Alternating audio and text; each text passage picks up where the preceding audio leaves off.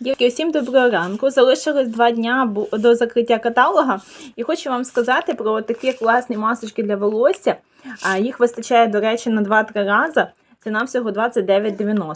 Є ось така зволожуюча з бананом. Є ось така живильна маска для будь-якого типу волосся з авокадо. І є ось для фарбованого волосся відновлююча з манго. Аромати просто бомба. Вони всередині як смузі. Рекомендую вам замовити їх дуже класно на подарунок. І зараз ми з вами будемо одну з них тестувати. Це масочка з авокадо, яка живильна. Дивіться, вона по текстурі йде як лосьйон, кондиціонер. І ви її наносите на половину волосся, на кінчики.